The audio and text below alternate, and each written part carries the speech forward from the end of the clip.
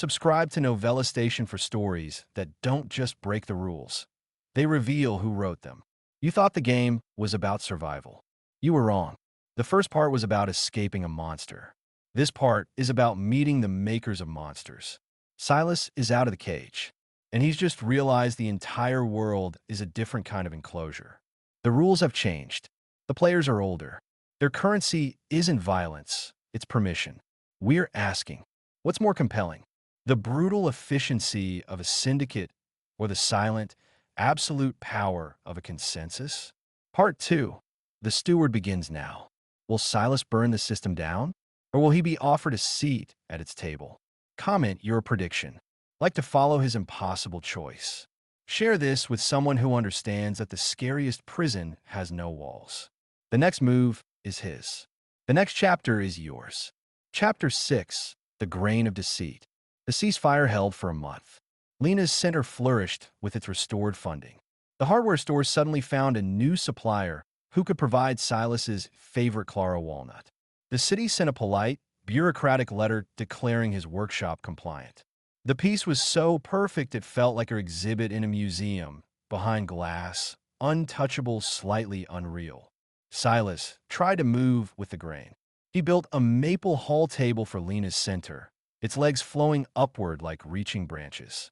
He helped Joseph rebuild a collapsed section of his prized rose trellis. But his mind, the Fusilier's mind, couldn't switch off. It ran diagnostics on the piece itself. Why this particular supplier? Why that specific wording in the city letter? It was the curse of his craft. He saw the blueprint of every system, even the benevolent ones. The crack appeared, of all places, in the dovetails. He was at Joseph's, repairing a delicate 19th century music box for the old man's niece. The joinery was exquisite, a tiny, complex puzzle.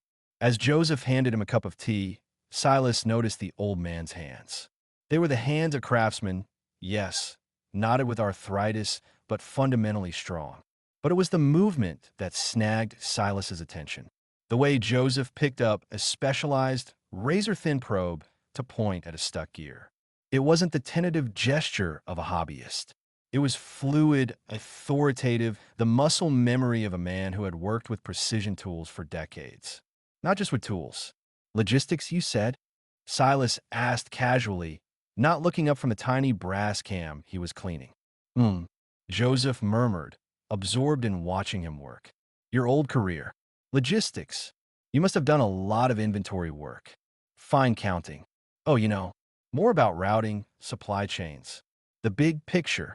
Joseph's tone was dismissive, but he shifted his weight slightly. A tell. Silas filed it away. A minor data point. The next data point came from Lena. They were in bed, her back against his chest, her voice sleepy. Joseph asked about the foundation today. Wanted to know if the reinstated funds came with any new reporting requirements. Seemed deeply informed about their grant governance structure. Almost like he'd read the bylaws. Silas went still. Why would he? He said he was just curious. Wanted to make sure we were protected. She yawned. He's just a sweet, concerned old man. Sweet, concerned old men don't read philanthropic grant bylaws, the ghost whispered. They complain about the weather and the price of fertilizer. The suspicion was a tiny seed, toxic and cold. He began, without conscious intent, to run an audit. Not on Carthage. On Joseph. He started with the possible. Public records. Joseph's military service. It checked out. Army, Quartermaster Corps. Honorable discharge. Then private sector. A mid-level manager at a now-defunct shipping firm called Grayson Logistics. The firm's dissolution was attributed to market pressures in 2010. A dead end. But the ghost worked with pressure points, not facts. He considered the result of his involvement. Joseph's building was saved. Marlowe Properties was gone. The rival, Carthage, had been engaged, bloodied, and forced to a standstill. Who benefited? Joseph, obviously. But on a larger chessboard. Who else? He accessed darker channels, using the fading remnants of his old credentials. He searched not for Joseph, but for Grayson Logistics, cross-referencing it with Carthage's known rivals from a decade ago. The landscape was different then. Carthage was rising, but not yet supreme. Their main competitor was a syndicate known as the Compass Rose, less brutal but more subtly pervasive, specializing in intellectual theft and economic manipulation. They've been dismantled in a series of stunning, unforeseen collapses around. 2010. A cold trickle traced Silas's spine. He dug deeper. The collapses were Fusilier work. Elegant, systemic. One key executive was ruined by a leaked addiction. Another fled after an apparent embezzlement scheme was revealed. A third company's value evaporated when its flagship patent was proven to be based on stolen research. The methods were familiar. They were his own, but the style, there was a slight flavor to it. A preference for using personal shame over financial ruin, for turning a target's own virtues against them. It was a nuance he recognized because it was the same nuance he'd tried to employ in Denmark, turning integrity into armor. Someone else had been using that same principle, but as a sword, years earlier. His search led him to a name, buried in an old, sealed civil suit related to one of the collapses, a consultant referred to only as the joiner. No first name. A man who, according to a fragment of a deposition, understood how the pieces of a person's life fit together and how to take them apart. The joiner. Silas looked up from the laptop's glow, out his workshop window to Joseph's softly lit house. The old man was in his garden again, a silhouette against the dusk. A series of images clicked into a horrifying new blueprint. Joseph, not as a victim, but as a retired artist from a rival firm. Joseph, watching the quiet, scarred new neighbor with a system analyst's eyes. Joseph, understanding exactly what Silas was. Joseph, fomenting the perfect, righteous crisis with Lena to bait the trap. Joseph, using Silas's own guilt and love as the lever to reactivate him. Not against a random developer, but against Joseph's ancient, powerful enemy, Carthage. Joseph, the joiner, using Silas as the ultimate tool to settle a decade-old score from the shadows with clean hands. He felt the foundation of his new piece crack. He had been the chisel, thinking he was carving his own path, but someone else had been holding the mallet, guiding the cut. The next morning, he confronted him, not with accusations, but with a test. He brought over the repaired music box. They sat in Joseph's cluttered, sunlit living room. "It's perfect, Silas." "Thank you," Joseph said, winding it. A delicate ballet tune tinkled into the room. "It was an interesting puzzle," Silas said, his voice neutral. The way the pinion was worn, it was a specific kind of damage. Like someone who knew exactly how it worked had deliberately put pressure on the weakest point to make it fail later. He looked directly at Joseph.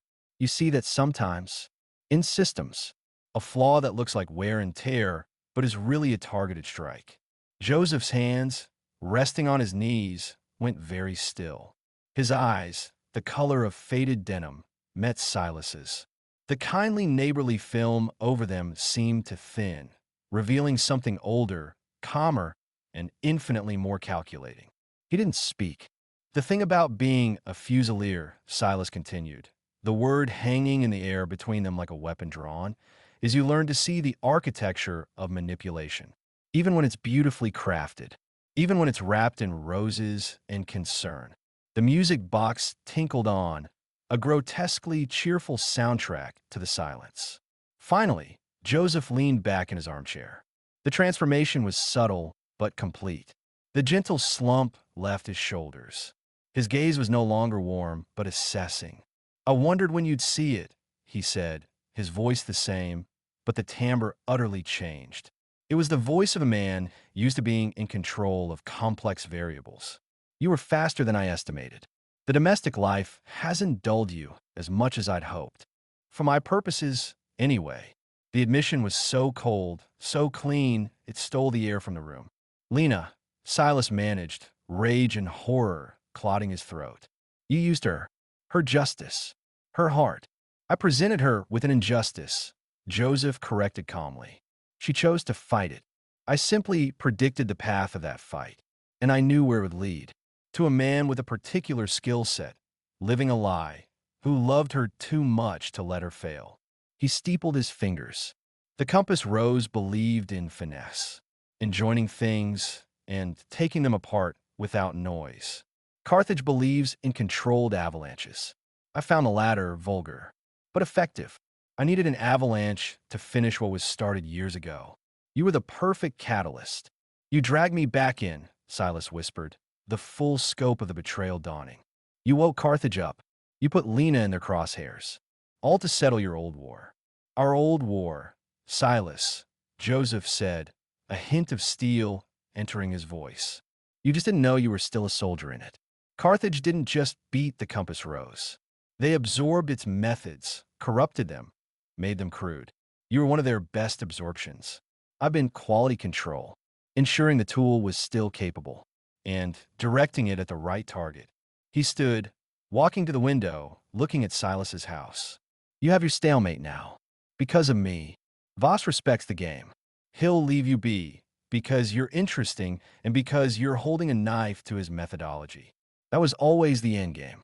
Not just to save this building, to create a permanent check on their power. A stabilized, contained Fusilier right in their backyard. I built that. Silas felt the world tilt. He wasn't a guardian. He was a piece on a board, moved by a master he'd mistaken for a friend. The peace, the ceasefire, it was Joseph's designed outcome. He had been managed. Why tell me now? Silas asked, his voice dead. Joseph turned, and for a fleeting second, Silas saw something like regret in the ancient, cunning eyes. Because you figured it out, and because a tool that knows it's a tool is more precise and more dangerous. To the right people, he offered a thin, terrible smile. We're joiners, you and I. We see how things fit. Now you see the full joint. The question is, what will you build with that knowledge? A coffin for me? Or a stronger fortress for her? The music box wound down with a final, failing plink. Silas left without another word. He walked back to his workshop, the familiar path now feeling like a gauntlet. He had fought a dragon for his village, only to discover the kindly village elder had sent him to the cave, not to save them, but to reclaim his stolen treasure. He looked at his hands, still smelling of metal polish from the music box. He had been a weapon for Carthage, then a weapon for Joseph. Both had seen his love for Lena as the perfect, humane trigger. Now, he had to become something neither had planned for. Not a weapon, not a tool, not even a guardian. He had to become the architect of his own destiny, with full knowledge of the rotten timber in the foundation. And the first design decision was the most terrible. He could not tell Lena. To reveal that her righteous fight, the very thing that had reactivated him, was a calculated con, would break the very heart he was trying to protect. The ghost and the man finally fused, not in peace, but in a grim, clear-eyed fury. He had a new target, not Carthage, not Joseph, the game itself. When you fight a dragon, be careful not to wake an older, hungrier one. Silas forges a weapon so perfect it draws the gaze of the secret kings of the world. The stakes become eternal, only on Novella Station. Chapter 7, A Joint Too Perfect. The knowledge was a lodestone in his chest, pulling every thought toward a new, chilling gravity. Joseph, the joiner, had engineered everything. The piece Silas now lived in was not a victory, but a meticulously crafted exhibit in the older man's private museum of vengeance. Lena's passion, Silas's guilt, Carthage's arrogance, all had been precise inputs in Joseph's calculation. The output was a stalemate that served his ends. Silas couldn't expose him, not without shattering Lena's world and revealing his own monstrous past. He couldn't kill him. That would be playing the final, brutish move in Joseph's elegant game, confirming he was nothing more than a weapon. He had to do something far more complex. He had to rejoin the situation on his own terms, introducing a new, unpredictable variable into Joseph's perfect design. He began by auditing Joseph's life with a Fusilier's detached focus, viewing the old man not as a friend or a mentor, but as a target system. The goal: find a pressure point Joseph himself hadn't accounted for. He started with the collapse of the compass rose. Joseph's former syndicate hadn't just been dismantled by Carthage, it had been cannibalized. Assets, personnel, méthodologie absorbée. But Joseph had survived hidden in plain sight. How? What was his failsafe? Silas's digital forays into the graveyards of dead syndicates led him down a path he hadn't anticipated. The Compass Rose's true specialty wasn't just economic manipulation, it was information brokerage. They hadn't dealt in drugs or guns, but in secrets, the kind that could implode political careers, sink multinationals, and rewrite fortunes. Their client list had been the upper echelon of the legitimate and illegitimate worlds, a place where senators and smuggling lords needed the same commodity, deniable leverage. And Joseph, the joiner, hadn't just been a consultant. The fragmentary records hinted he was one of their premier binders, the one who could take disparate, useless secrets and weave them into a narrative of devastating power. This changed the calculus. Joseph wasn't just a retired artist. He was a librarian of apocalyptic truths. His treasure wasn't money. It was the ledger. The ledger. The ghost in Silas hummed with cold recognition. Joseph's insistence on staying in his modest apartment, his feigned vulnerability, it wasn't just a cover. It was the vault. The ledger was here, in the building, in the very apartment Silas had fought to save. This was Joseph's pressure point. Not his life, but his life's work. The ultimate compilation of how the world's powerful were joined and how they could be taken apart. Silas's plan formed, not as an attack, but as a transfer of liability. He would give Joseph exactly what he seemed to want, a final, definitive blow against Carthage. But he would do it in a way that would force the ledger out of the shadows and into a spotlight Joseph could not control. Using the back channels he'd re-established during the Danish Gambit, Silas began to craft a ghost story.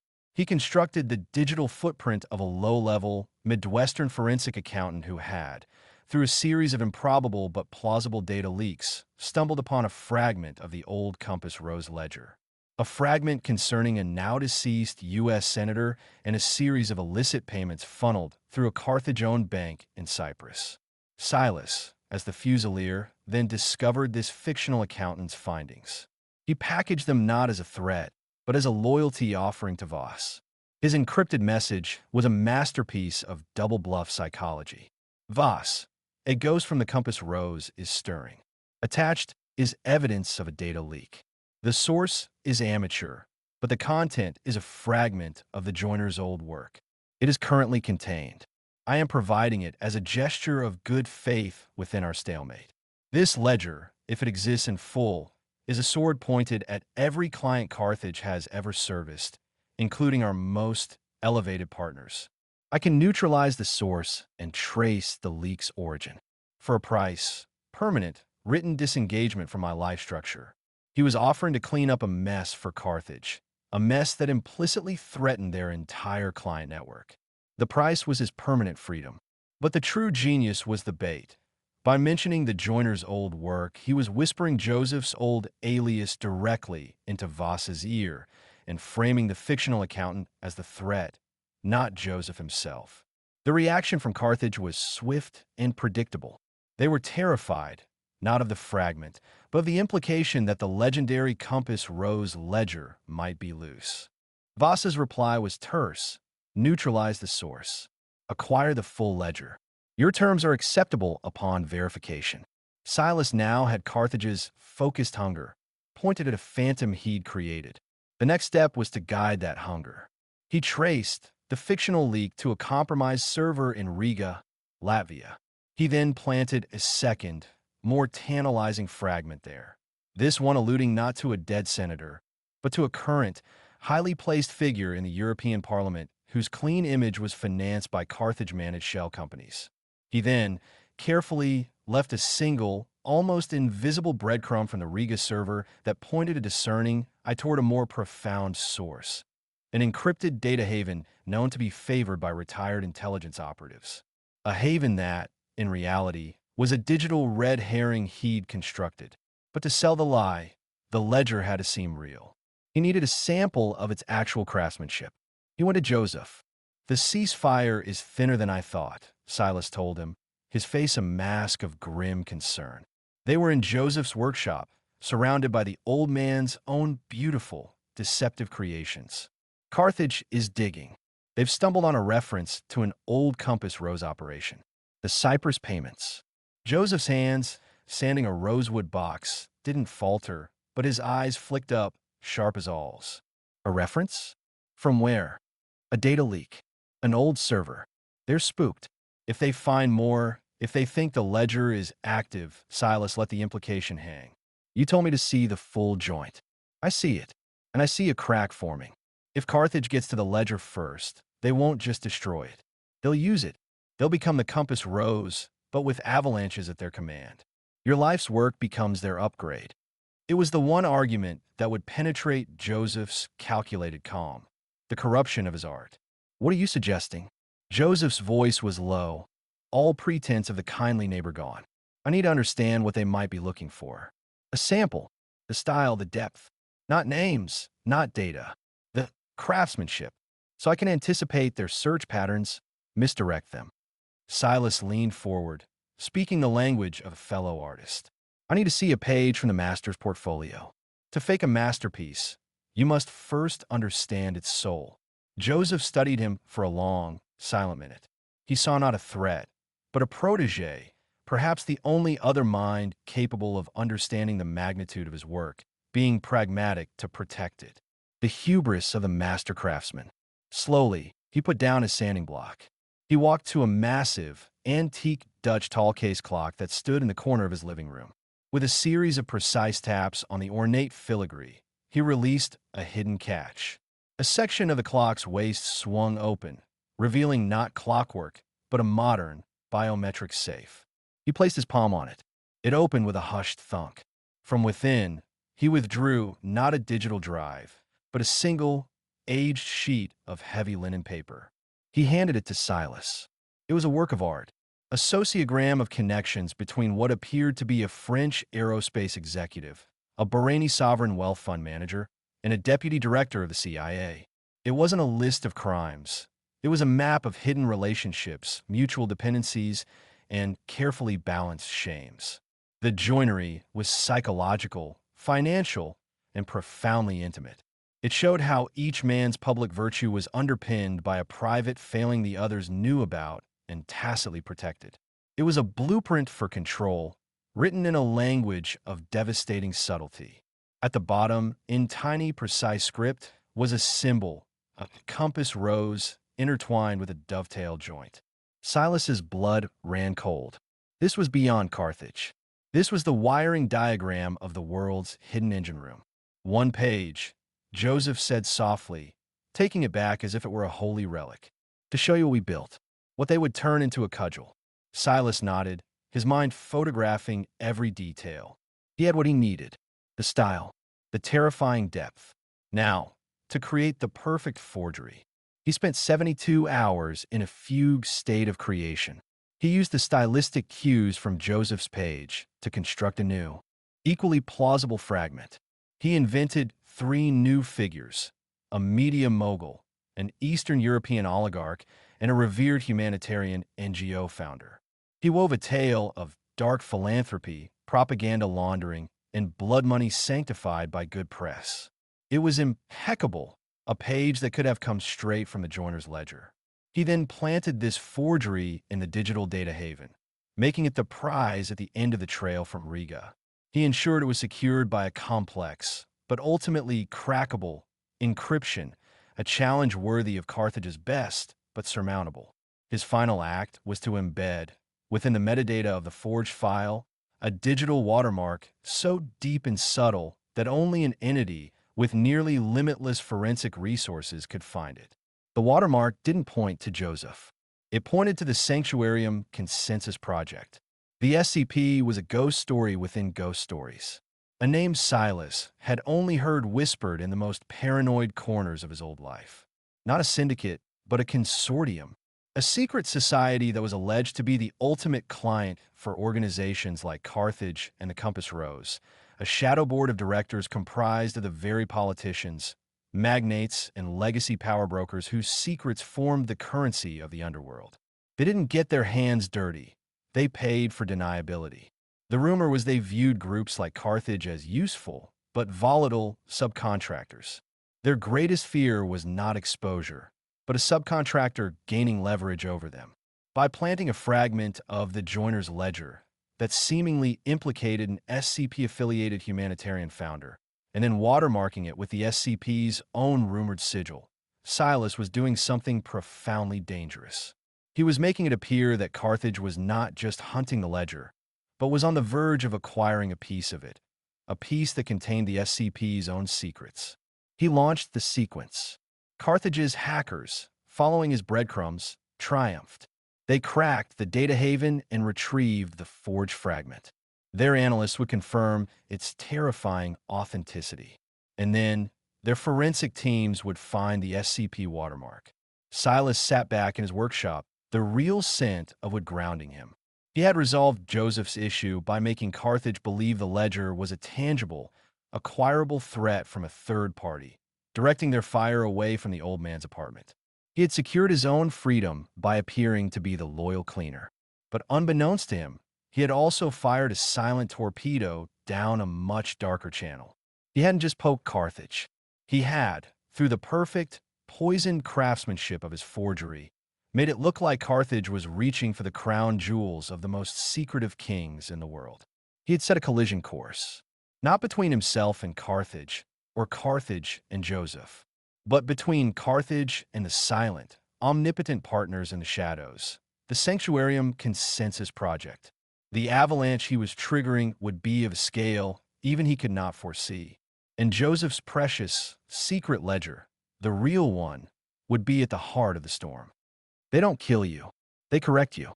Witness the silent, terrifying power of the Sanctuarium Consensus as they edit lives and erase empires with a whisper. The new players arrive, only on Novella Station. Chapter 8, The Unseen Grain. The confirmation of Silas's success arrived not from Voss, but in the form of a certified legal document delivered by a stony-faced courier. It was a dense, 3-page addendum to the original property and business agreements governing his home, Lena's center, and his workshop. In language drier than desert bone, it irrevocably dissolved all financial and operational entanglements between his life structure and a dozen shell corporations. To a layman, it was gibberish. To Silas, it was a beautifully crafted declaration of independence. Carthage was severing the threads, as agreed. The peace was now legally binding. The ghost had negotiated a real treaty. Lena framed the document, hanging it in her office as a totem of their improbable victory. Joseph, back in his role as the grateful neighbor, brought over a bottle of expensive scotch. To the craftsman, he toasted, his eyes holding a glint of genuine, if self-satisfied, triumph. Silas drank, the smoky liquid tasting of ashes and closure. For a week, the world held its breath. Then, the first tremor. It wasn't on Silas's radar. It was a business news snippet Lena read aloud over coffee. Prominent venture capital firm, Ethelred Holdings, announces sudden leadership transition. Citing health reasons, CEO Eris Thorne steps down effective immediately. She shrugged. Never heard of him. Silas had. Ethelred was a known Carthage face, a public glove for their private fist. A CEO doesn't step down for health reasons on a Tuesday. He is removed. The next tremor was a political scandal in Brussels. A mid-level EU trade commissioner, a man known for his hawkish stance on regulating private military contractors, was caught in a lurid and oddly well-documented extramarital affair. The source of the leak was murky, but the timing was exquisitely damaging, derailing a key piece of legislation. That commissioner had been a persistent thorn in the side of several security firms with rumored Carthage ties. Silas watched these events with a dawning, icy comprehension. This wasn't Carthage flexing. This was Carthage flailing. These were not strategic moves. They were panicked, defensive strikes. Someone was hitting them, not in their hidden heart, but in their public fingertips. They were cutting off the fingers to keep the disease from reaching the hand. The SCP. His forgery had worked too well. The Sanctuarium Consensus Project hadn't just noticed Carthage sniffing around their secrets. They had interpreted it as the opening move of a hostile takeover. They were retaliating with the cold, institutional precision of a state crushing a rebellion. They were dismantling Carthage's interface with the legitimate world, brick by brick. Joseph noticed it too. The old man's carefully maintained veneer of gentle weariness began to show hairline fractures. He took to walking his neighborhood at odd hours, his eyes not on the roses, but on the street, the cars, the sky. He was a man waiting for the other shoe to drop, realizing it wasn't a shoe, but a boot attached to a leg he couldn't even see. The winds changed, Joseph said cryptically one afternoon, watching a gray sedan circle the block twice before moving on. It was an unmarked car, but its antenna array was all wrong for a city vehicle. You feel it, Silas? It's not a storm. It's a pressure change. The kind that happens before something vanishes. Silas just nodded, sanding a table leg with methodical strokes. He knew what was vanishing. Carthage's deniability, their political cover, their access. The SCP was applying a Fusilier solution on a geopolitical scale, systemic dismantling. Then, the package arrived for Joseph. It was left on his porch, a plain brown paper-wrapped rectangle, the size of a large book. No postage, no address. Just his name typed on a white label. Joseph brought it into Silas's workshop, his face the color of old parchment. I didn't order anything. They opened it together on the heavy workbench. Inside, nestled in foam, was a first edition of John Le Carre's The Spy, who came in from a cold. The book itself was pristine, valuable. Joseph lifted it with trembling hands. A slip of high-quality vellum, cardstock, fluttered out. On it, in elegant typeset script, was a single line. A fanatic is a man who redoubles his effort after he has forgotten his aim. Santayana, we remember your aim, Joiner. Do you remember your place? S. Joseph's breath left him in a ragged gasp. The book slid from his fingers, thumping onto the bench. The yes. It could only be sanctuarium. They know, he whispered, the words dusty with dread. They know I'm here. They know what I am. The message was a masterpiece of psychological terror. The quote was a scalpel, accusing him of becoming the very fanatic he once served, hiding in his sentimental trench. The book was a symbol, a tale of spies outliving their usefulness, crushed between two implacable systems. It wasn't a threat of violence. It was a statement of ownership. We see you. We own your history. You exist at our discretion. They're not Carthage, Silas said quietly, picking up the book, feeling its weight. They don't send men with guns. They send reminders. They make you doubt the reality you've built. Joseph looked at him, his eyes wide with a fear Silas had never seen in him. The fear of the puppet who realizes the puppeteer has found his strings. This is your fault, he hissed, but the accusation was hollow, stripped of its power by terror. You're maneuvering. You stirred a hornet's nest that shouldn't have been touched. You're the one who hid the nest in my backyard, Silas replied, his voice cold. You made me the keeper. Now the true owners have come to inspect the property. The confrontation Silas had engineered was unfolding, but it was vaster, more silent, and more terrifying than he had imagined. The SCP wasn't engaging in a feud. It was performing an audit, and Joseph, the joiner, was a line item, an asset of questionable value and high risk. That night, Silas found himself not investigating Carthage or Joseph, but desperately trying to map the outlines of the SCP. Every path led to a void. No digital footprints, no financial trails, no named members. Only effects. The sudden, quiet resignation of a Supreme Court justice's clerk. The mysterious bankruptcy of a newspaper chain that had been pursuing a certain shipping magnate. It was governance by negative space, power defined not by what it did, but by what effortlessly ceased around it. He was a Fusilier staring at a blank page, knowing a masterpiece had been erased from it. 3 days after the book arrived, Joseph's tall case clock stopped. Not a mechanical failure. The hidden biometric safe had been opened. The ledger was gone. Nothing else was touched. No forced entry, no alarms tripped. It was a violation so clean it was an insult. Joseph sat amidst his roses, a broken figure. His life's work, the weapon and the trophy, was simply reclaimed. The message was clear. Your art belongs to us. Your rebellion is a footnote we have now edited out. Silas expected despair. Instead, he saw a flicker of the old, cold calculator return to Joseph's eyes. They took the book, Joseph said, his voice stripped bare. But they left me. Why? It was the right question. The SCP didn't leave loose ends. Unless the loose ends still had a purpose. Because you're still joined to something they need, Silas realized aloud. Or because I am. The chessboard had just been flipped over, revealing a different, more ancient game underneath. Carthage was scrambling, a wounded beast. Joseph was a neutered scribe. And Silas? He was the unexpected knot. The variable who had brought the SCP's gaze to this quiet street by forging a page from a ledger they thought they alone controlled.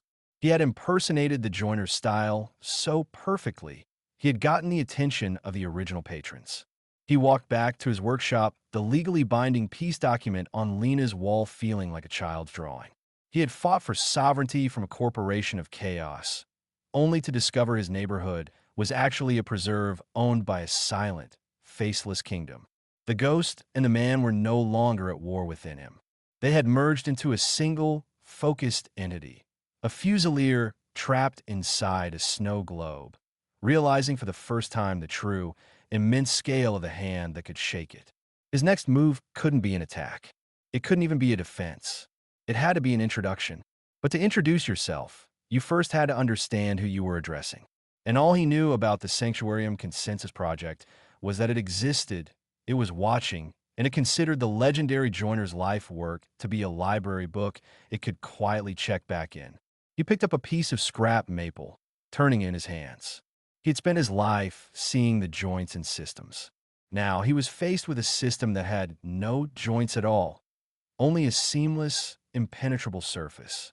The ultimate challenge for a craftsman who worked in flaws. He had set a collision in motion. Now, he had to find a way to survive the impact zone, not as a weapon or a tool or a guardian, but as a student of a new, terrifying grain.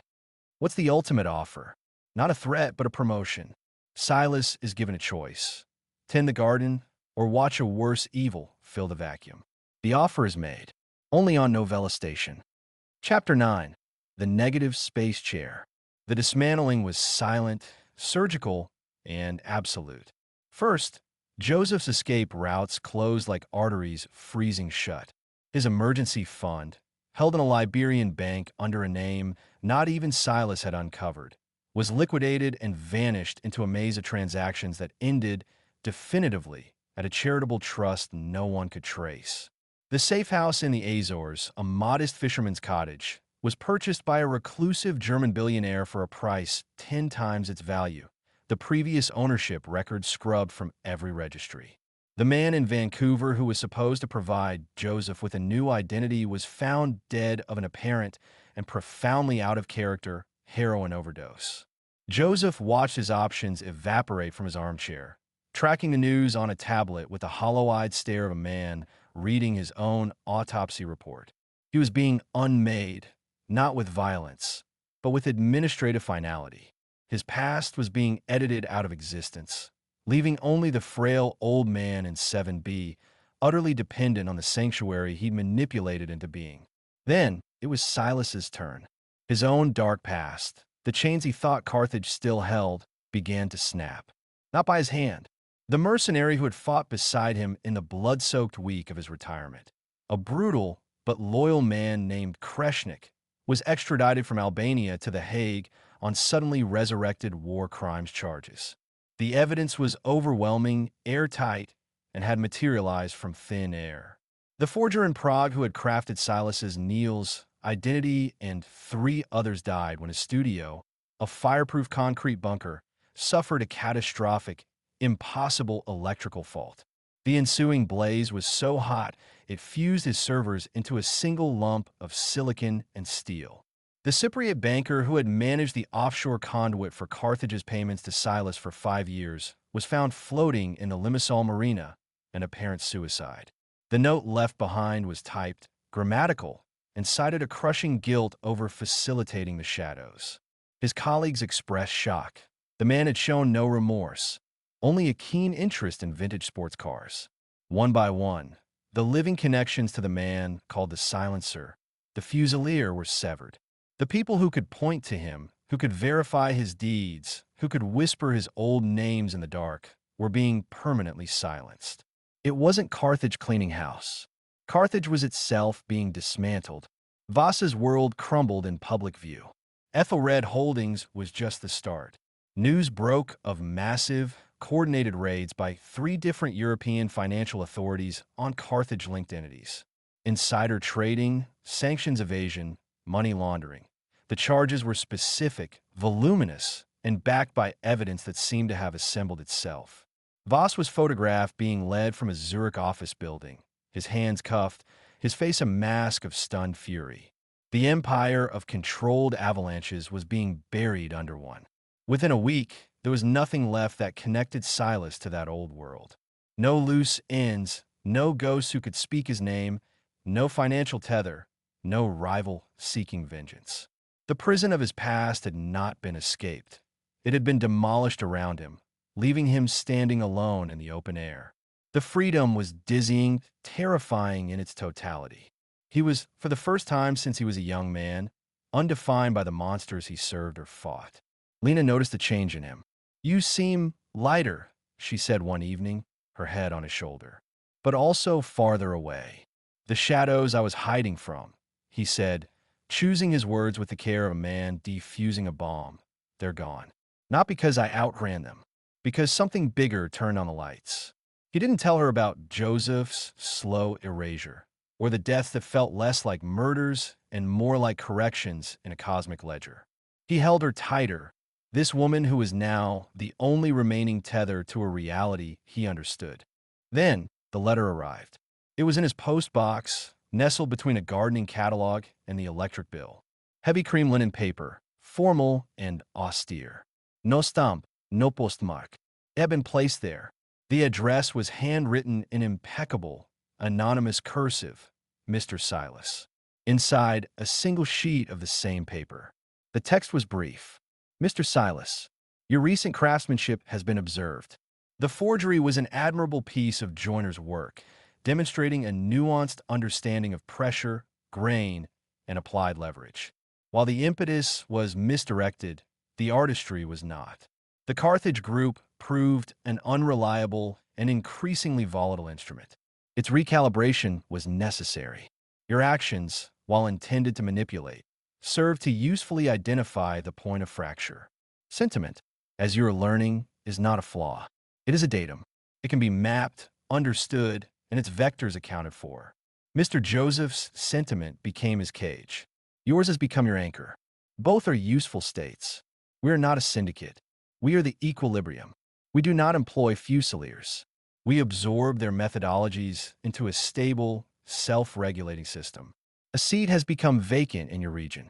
It is not an offer of employment. It is an offer of guardianship. You would serve as a regional supervisor, not to perform work, but to observe and report on any destabilizing attempts to fill the void left by Carthage's dissolution. You would ensure the peace you have fought for is maintained on a slightly larger scale. Your remuneration would be the continued, and now formally guaranteed, sanctity of your life structure. Your wife's work, your neighbor's quiet retirement, your own craft, all would fall under our protective aegis. No other instrument will be permitted to touch them. Consider the alternative, a power vacuum. Nature abhors one. Less artistic, more brutal forces will inevitably emerge. We prefer a known quantity, one with a proven investment in stability. You have 7 days to indicate your acceptance. Leave the enclosed card in your workshop window. We will see it. Sanctuarium Consensus Project. Stewardship Division. Enclosed was a small, plain white card. On one side, a single, embossed symbol, a dovetail joint, seamlessly fitted within a compass rose. Silas read it 3 times. The room seemed to tilt. This wasn't a threat. It was a promotion. A co-option so complete it felt like destiny. They hadn't punished him for using them. They had auditioned him. They saw his forging of their ledger not as an affront, but as a practical exam. And he had passed. They knew about Lena. They framed her work not as a weakness to exploit, but as a datum that made him predictable and therefore reliable. They were offering him the one thing he'd fought for, safety for his loved ones, but as a benefit, not a victory. The cage was to be gilded, the walls made invisible, and he was being handed the key to a slightly larger cell, with the title of warden. He thought of Joseph, shrunk and helpless in his chair, his art stolen, his exits barred. That was the fate of a tool that thought it could play its own game. His sentiment became his cage. He thought of the vacuum. They were right. Carthage was gone. Something else would slither into its place. Maybe something worse. Could he stand by, tending his dovetails, while a new poison seeped into his city? The offer was a masterpiece of psychological joinery. It addressed his fear, his pride, his love, and his lingering sense of purpose. It offered him a way to use the ghost, not as a weapon, but as a sentinel, to protect what he loved by becoming part of the very system that had just casually erased his past. He walked to the window, the card pinched between his fingers. The street was quiet. Joseph's light was on. Lena was humming in the kitchen. He had fought for freedom from the world of predators. The SCP was not offering him freedom. They were offering him a role in the ecosystem.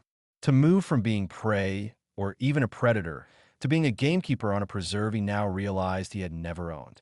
He looked at the blank white card, an answer waiting to be written. He had 7 days to decide if the ultimate act of joining was to become part of the join itself, to trade the chains of his past for the weight of a throne he never wanted, in a kingdom he'd never even known was watching. He won. He got everything he wanted.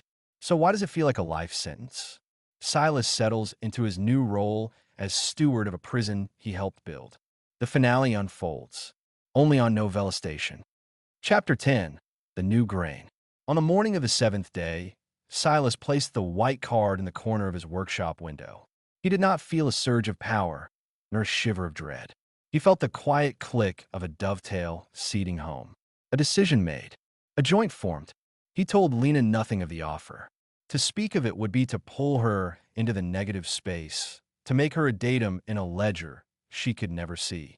His protection of her, now, required a new kind of silence.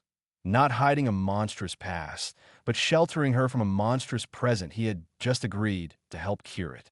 Joseph vanished 3 days later. There was no struggle, no sound in the night. One evening his light was on.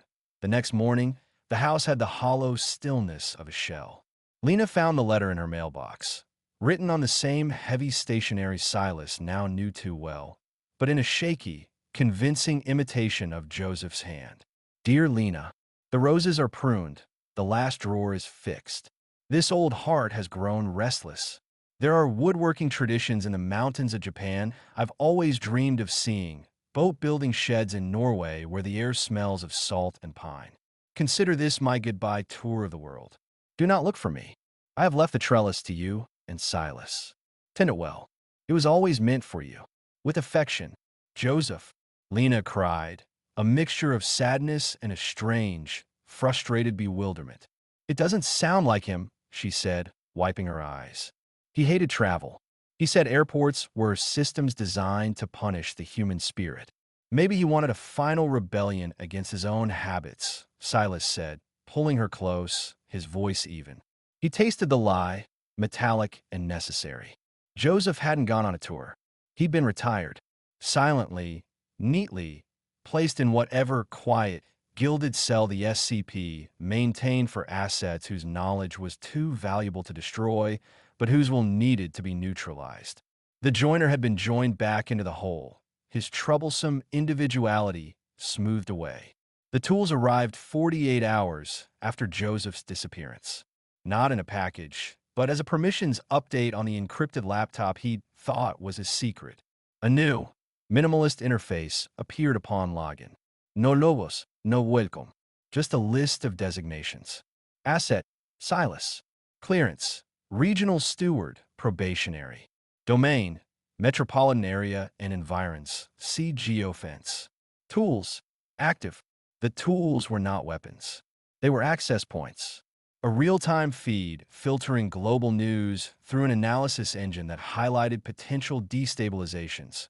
Corporate mergers with hidden security implications, political scandals with odd funding sources, academic research that veered into dangerous applied theory. A communication suite encrypted beyond anything he'd ever seen, with a single active channel, liaison. A deep digital archive, not of secrets, but of patterns of concern spanning decades. And a simple, start directive: observe. Report. Do not intervene unless preservation of equilibrium is compromised. Stewardship is passive maintenance. That night, his first meeting was summoned. Not a location, but a time and a frequency. At 1:17 a.m., a soft chime came from the laptop. He put on headphones. The voices were modulated, genderless, clean of accent. They were not people, they were positions. Steward Silas is connected, one stated. Acknowledge, another replied. Agenda. Carthage vacuum assessment. Primary concern. Vector emergence from Southeast Asian shipping conglomerate. Potential spill into your domain via Port Authority bribes. Data packet transferred. Your analysis is requested within 72 hours. Secondary. The Lena Reyes Community Mediation Center. Grant funding from the Driscoll Foundation will be ensured in perpetuity. This is a stewardship action. No acknowledgement is required by the asset. Tertiary. Welcome. The connection terminated. The meeting lasted 87 seconds. Silas sat in the dark, his heart thudding slowly. They had just informed him of a potential threat to his city's stability for him to monitor. And in the same breath, they had casually guaranteed Lena's life's work, forever, as a simple matter of stewardship. It was a demonstration of breathtaking, quiet power. They were not doing him a favor. They were tuning his environment, removing variables of stress, making him a more effective, focused instrument. Lena's safety was no longer his personal fight. It was a maintained condition of the system. Over the following weeks, he settled into the rhythm of his new role. He was a groundskeeper for a forest no one else knew was a garden. He analyzed the data packets, filed reports on potential vectors. He watched as a corrupt port official suddenly recused himself from a key vote due to a family illness. He saw the aggressive shipping conglomerate quietly pivot its investment strategy away from his city. The equilibrium was maintained. No thunderbolts, no blood. Just subtle, inexorable corrections. He realized, with a growing, disorienting clarity, that the SCP was not evil in any cartoonish sense. It did not traffic in children or drugs. It did not target the common man. Its members were likely senators, CEOs, aging oligarchs, inherited wealth. People for whom the world was a portfolio. The SCP's sole purpose was to protect the interests of that portfolio, which meant maintaining a stable, predictable world. They didn't meddle with common law, local politics, or human joy and sorrow, unless those things threatened to disrupt the deeper, hidden currents that fed their security and wealth. They were gardeners who believed certain plants were weeds, and who removed them with gloved hands and sharp, sterile shears. Joseph had been a weed that grew too tall and tried to seed its own garden. Carthage was a poisonous, invasive species that had to be eradicated. Silas had been a wild sapling, showing useful form. They had pruned him, staked him, and given him a small plot to tend. One afternoon, as he worked on a walnut cabinet for Lena's center, the realization fully crystallized. He was free, freer than he'd ever been. The specter of his past was gone. The threat to his future was neutralized. His love was safe, her work flourishing. He had a purpose that used the darkest parts of his mind to preserve the light of his life.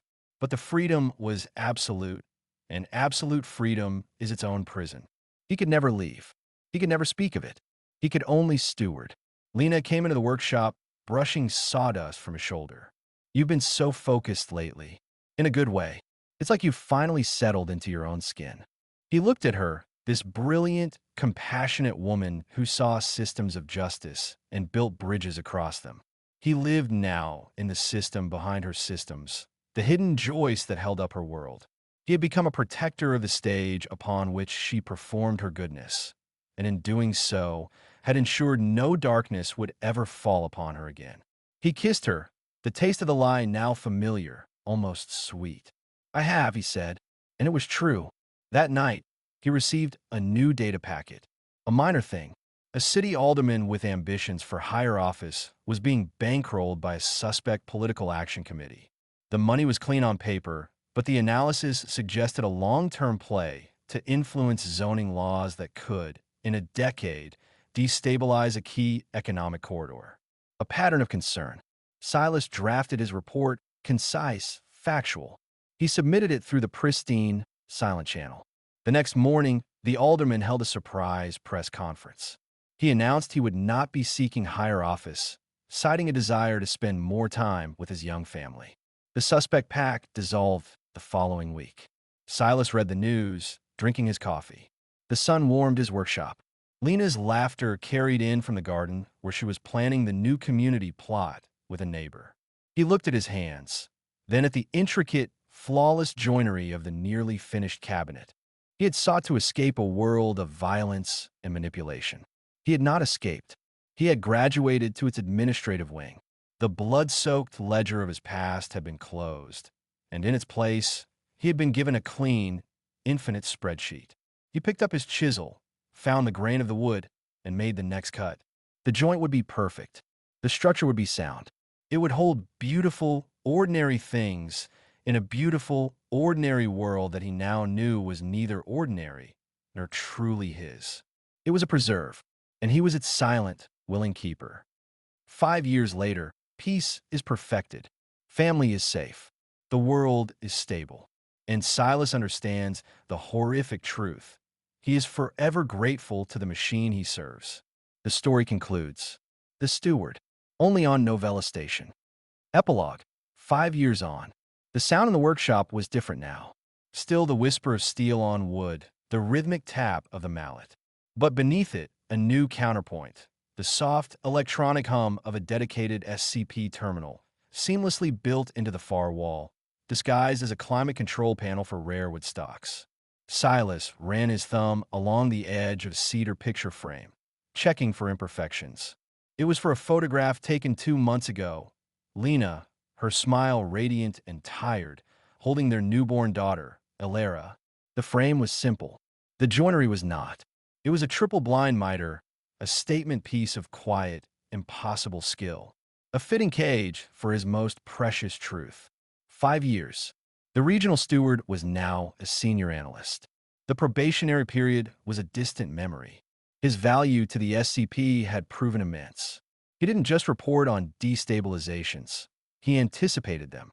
His Fusilier's mind, once used to trigger collapses, had become preternaturally gifted at spotting the first hairline fractures in systems, financial, political, social, that could widen into chasms threatening the consensus. He didn't fix them. He diagnosed them, and the SCP's unseen hands applied the cure. His domain had subtly expanded, not geographically, but in scope. He was occasionally consulted on patterns of concern in adjacent regions, his insights into the human element, the pride, the fear, the sentimental overreach, considered uniquely acute. He was the specialist in the grain of human weakness, now employed to ensure it never warped the grand design. Lena's path had been curated.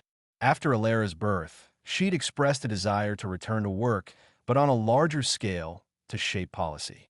Within a month, she was headhunted by Clayton, Voss, and Pierce, one of the nation's most prestigious white shoe law firms, specifically for their burgeoning restorative justice and community development division. The offer was staggering, the work perfectly aligned with her passions. She'd been flattered, a little overwhelmed. "It feels like a dream," she'd whispered to him the night she accepted. "It's your talent," Silas had said, kissing her forehead. He'd seen the internal SCP memo a week earlier. Asset Lena, Reyes Silas. Vector for positive stability amplification. Placement at CVP recommended. Will provide beneficial cover and social capital for Steward Silas. Proceed. It was not a manipulation of her will, but a perfect alignment of it with the SCP's need for his own cover to be unimpeachably legitimate. Her joy was real. The path to it had been gently swept clear. Joseph was a ghost. A Christmas card arrived every year, postmarked from a different exotic location. Kathmandu, Reykjavik, Ushuaia. The messages were generic, the handwriting an expert forgery. Lena kept them in a box, a bittersweet reminder. Silas knew they were annual audits, proof of continued quiet breathing from a sealed room somewhere in the world. The joiner had been permanently joined into silence. Alara gurgled in the baby monitor on his bench. His gaze flicked to the SCP terminal. A single, priority glyph glowed softly, an invitation to a quarterly review. Senior analyst level. That evening, after putting Alara down, Lena curled into the couch with a stack of legal briefs, her brow furrowed in that way he loved, utterly absorbed in her own form of craftsmanship. She was building a new model for nonprofit partnerships, her work already influencing City Hall. She was a force for good, entirely authentic, operating on a stage whose stability he maintained from the wings. "You're quiet tonight," she said, looking up. "Just thinking about the grain on that maple for the hall table," he said, a practiced, half-true smile on his face. "It's revealing itself beautifully." She smiled back, a universe of trust in her eyes. "It always does for you." Later, in his soundproof workshop, he activated the terminal. The modulated voices greeted him, a chorus of non-entities. Senior Analyst Silas. "Your stability metrics for Q2 are exemplary." The Cambridge Biotech Hedge Fund preemptive correction was particularly elegant. "Acknowledged," Silas replied, his own voice calm, stripped of identity. "New standing is granted. You are now cleared for level 3 prognosticative briefings. You will see further upstream."